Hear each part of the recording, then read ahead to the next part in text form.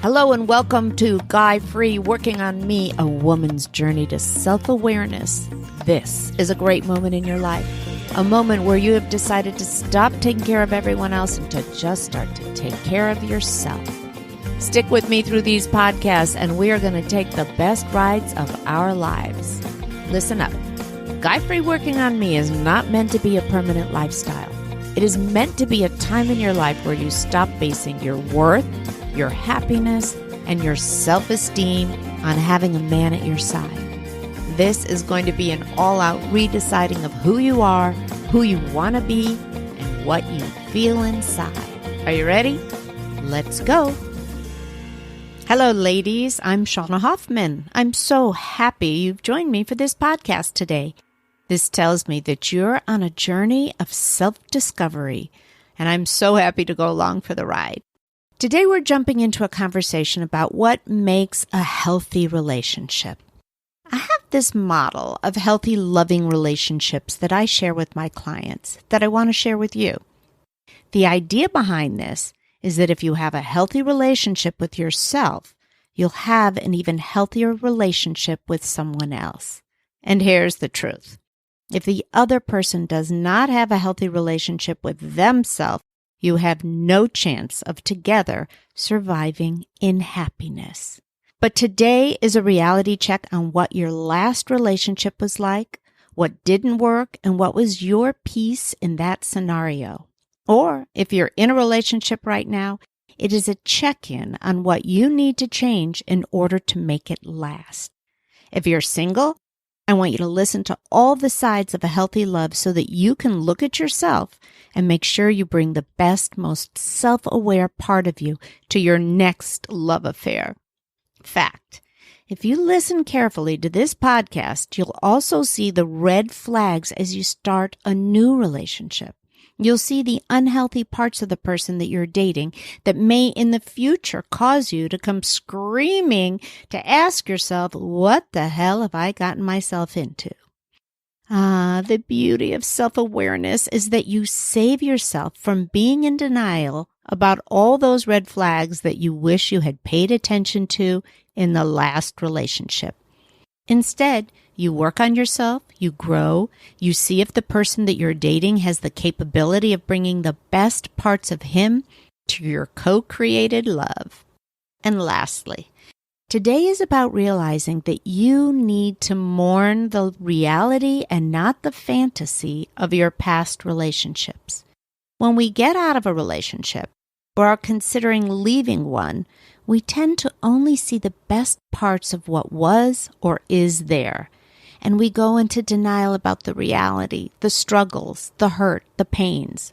Today is about mourning the reality, not the fantasy of the last relationship, or seeing the reality and not the fantasy of any relationship that you're in right now. I want to talk to you about two of the most important pieces of a relationship. With these two pieces, the relationship is either destined to be great or destined for heartache. The first one is best friends. You know, as women, we tend to fall for all the wrong things first. We fall for lust, for passion, for sex, excitement. And we don't take the time to see if this person has the emotional tools to be our best friend, or if they have enough things in common with me to make this work. So, what makes a good friendship? First, you have to have enough things in common to have fabulous conversations about. You need to enjoy the same things so that you can have fun together. You both have to be the kind of person that's willing to take care of a friendship. If either one of you is the type who makes the other person do all the work to keep a friendship going, then this ain't gonna work. That one person will eventually become so resentful that they are carrying the whole relationship, and that is a recipe for failure. Think about this. Out of your friends, how many that you call best friends make you do all of the work to stay in touch? And if they do, how do you feel about it? Now, apply this to a guy. When you're dating, watch for the red flag that you're the one driving the time you spend together, or the relationships you have or the fun you have. This will actually make you really aware of your codependence and how far you will go to keep a man in your life. This is such a huge sign of something you need to look at within yourself. You need to be self-aware of if you will do all the work in any friendship or any relationship to keep it thriving and alive. If it is, we're looking at a codependent issue, and that is a whole nother podcast for a whole nother day. So let's just make clear. I don't want you to be the one doing all of the work in a new or existing relationship. If he is not stepping up and contacting you to see him, run, ladies, run. And if you are not doing the work to keep the relationship moving forward, you have to ask yourself why. So the next thing that I want you to think about is the words being present. Okay. Best friends want so much to be present for the other person. They want to be a support. What you have to look at in your past relationships, present ones or future ones, is if this person cares about your needs. How do they show it? Are your conversations two-way? Were they in your last relationship? Did you do all of the caretaking and they did none? When you go into the next relationship, you need to see what they are willing to bring to the table. Okay, here's the hard part for so many women. They love the role of caretaker so much that they don't allow the other person to take care of them. Oh, we women. We have been trained, as I said in the last few podcasts, to put everyone else's needs first. But in a friendship, that's not what we do. In friendships, I hope you have learned to walk away from friends who suck you dry and make you do all the work. Then I want you to see in a love relationship if you need to do the same. Here are some fabulous buzzwords to think about. Present. What does that mean?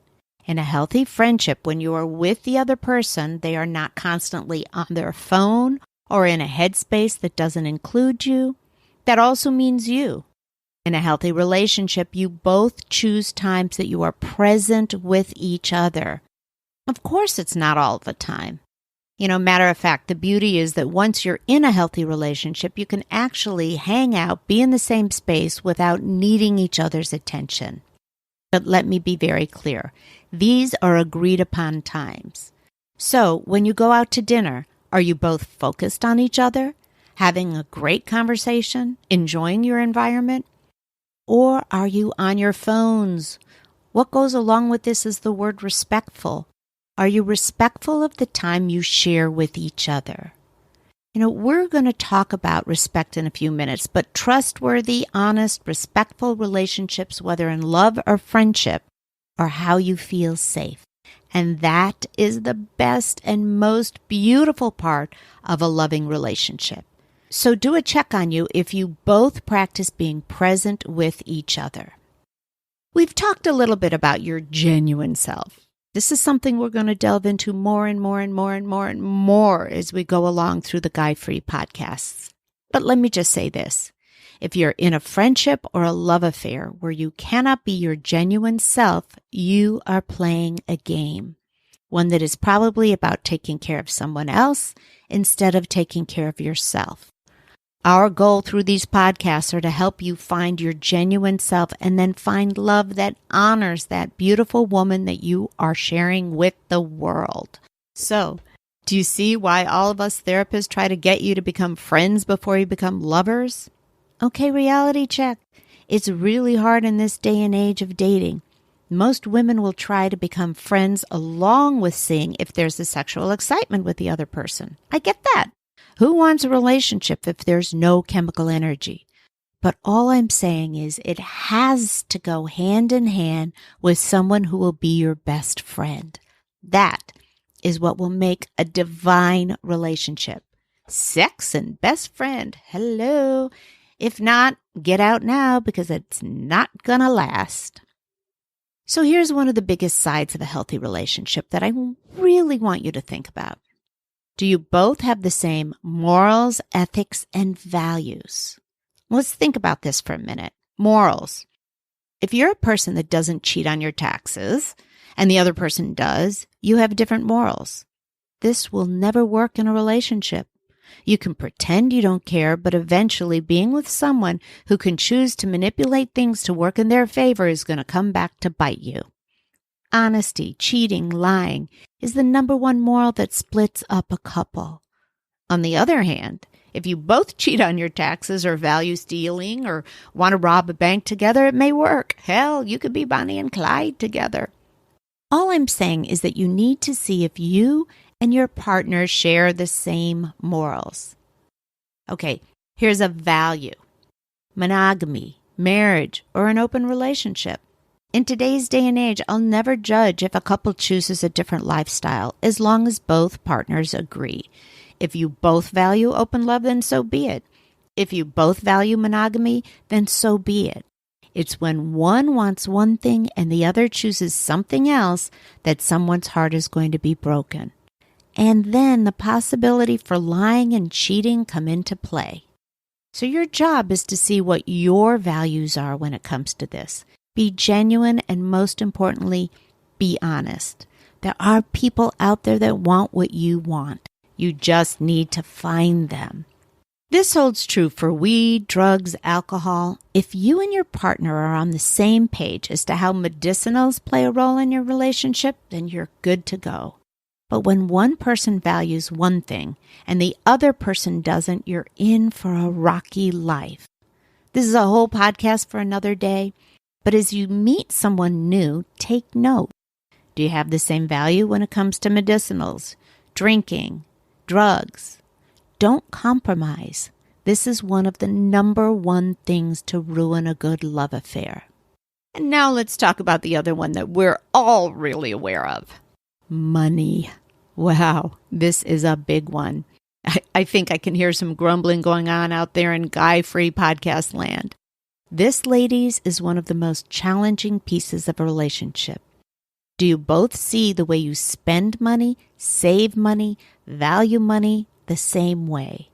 Does one of you believe in keeping a high debt on credit cards when the other believes in paying it all off every month? Does one want to save for retirement and that's when they want the financial freedom to play hard? Does one want to retire at 50 and the other never? Does one want to drive a Mercedes when the other is happy with just a nice hot red Toyota? Don't think that if you get together that you're going to change the other person. This is one of the major issues that breaks up a couple. So, bringing this back to you, look at the past relationships, present ones, or ones that you want to go into, and see where you can see the red flags, where you saw the red flags and denied them in the name of love, and how you want to move forward differently. Okay, here's a value that can divide a couple in an instant. Family values. This can mean your values as to whether you want a family, how many kids you want, parenting, roles, male roles, female roles. Do you want to stay home and raise the kids? Do you both want to work? What religion, if any, do you want to raise the kids with? Are you hands-on parents, or do you want your kids to be more independent? Nannies in private school or stay-at-home schooling? Let's look at your relationships and see if you can identify issues that had to do with your family values, these that worked and those that didn't. Do you like to hang with your parents and brothers and sisters in a big family get-together, and you want your partner to love that? Or do you both want to spend your weekends alone? Do you both even want kids? Here are a few other morals, ethics, and values to think about. Your work ethic, your values around education, your political values, your spiritual values. There are so many. The reason we're talking about all of this is because it's when you lose your self-awareness or don't know your genuine self, what makes you happy, what you believe in, and why, as you go into a relationship, you tend to be swept along for the ride. Then you make compromises that do not agree with or represent your genuine self. I want you to look at your past relationships or present ones to see if your morals, ethics, and values are the same. I want you to be so aware of the red flags of how you may be different than the person you're dating as you go into the next relationship. Okay, we will never find someone who's the exact same as us. I mean, how impossible and really how boring would that be? But the core of our morals, ethics, and values need to be the same in order to last in love. I promise you, if you think you can change someone in regards to this, you'll be very sad and very hurt. The only person you can change is yourself. So if you're interested in a relationship with their values are different than yours, take the time to see if you could grow or be happy changing yours. If not, be very honest if the relationship can last without it. So here's your work. I want you to replay your relationships and see what was missing in regards to true friendship and what was incongruent with your morals, ethics, and values. Most importantly, I want you to think about what is important to you in the next relationship. And if you're currently in a relationship, I want you to look at where the work is to get you to be best friends, and if you have the same morals, ethics, and values, and what you're compromising for the other person. We are living, breathing, changing beings. We can change. We should change. But we need to make those changes based on our own deepest, most self-aware choices. Ones that will empower us to be the healthiest and happiest we can ever be. It's then, and only then, that we can find a love that honors our own truth. Thank you, ladies, for being with me on today's podcast. And if you haven't signed up for the future podcasts, please do. Now, go on out there and be good to yourselves. Thank you for joining me today on the Guy Free Podcast. My hope is that you leave this podcast inspired, fired up, and ready to take that next step on the magical journey of self-awareness. And then you come back and join us again. Oh, and if you can do me a quick favor, please leave me a 5-star review over on iTunes. I gain so much from reading the reviews and getting feedback from my listeners. Each week, I'm going to choose one special person who's left me a review to win my book, Guy Free Working on Me. That was the book that started it all. Make sure you add your name to the review, and I'll reach out to you if you're the winner. Thanks again for spending your time with me today. Be sure to visit me on the Guy Free Working on Me Facebook page and on workingonme.com for past episodes and insight into the fabulous journey to you.